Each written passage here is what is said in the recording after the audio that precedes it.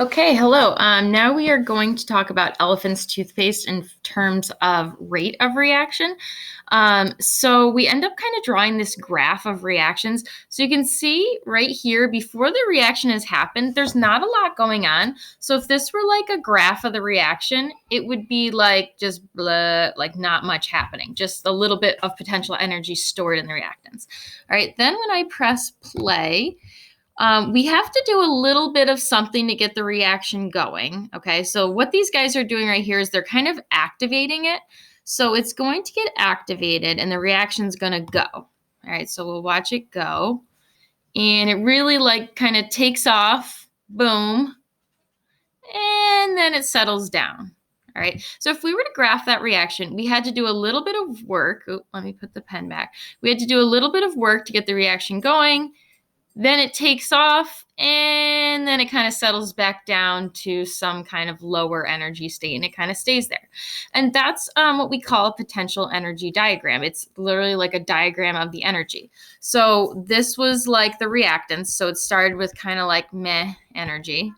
Then we had to like kind of do a little bit of work to get it going. So we call this the amount of energy it takes to like get it going. We call this the activation energy. And this will be in your notes. All right. And then once it starts going and like whoosh, okay, releasing all this energy, this is kind of it releasing energy. Then that's kind of like the reaction happening.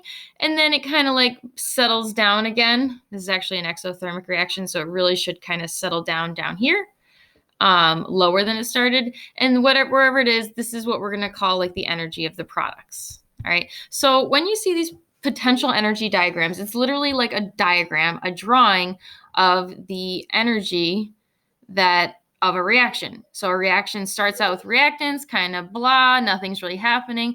Then you got to do something to get it started. You activate it and then whoosh, it goes.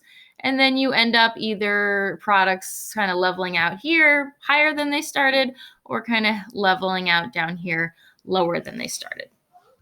Right. If you want to kind of know your net loss or gain of heat in the beginning, it's going to be kind of like if you're trying to figure out your net loss or gain in money when at your lemonade stand. So if you started with this much money and you end up with this much, you kind of had a gain. Like if this were you spent $20 and in the end you had $30, looks like you had like a gain of 10. Right. So that's going to be your like net change in the heat of the reaction. You started out with 10 kilojoules of energy. You started out with 20, you ended up with 30. So you have like a net gain of 10 kilojoules. So that's going to be like a gain in energy reaction.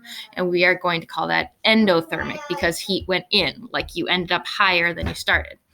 The other way it can be is you started here at 20 and you ended up down lower, say at like only 5. So you kind of had like a net loss. You started, I can move my picture. You started at 20 and you went down to 5. So that's going to be your kind of change in heat energy. We're going to call that delta H. And that's going to be, you spent $20 and in the end you only had 5. So you kind of had like a loss of $15 in your little lemonade stand, or you got a loss of 15 kilojoules of energy. All right, so that is kind of graphing the energy of a reaction, and we'll talk about that more in our next notes.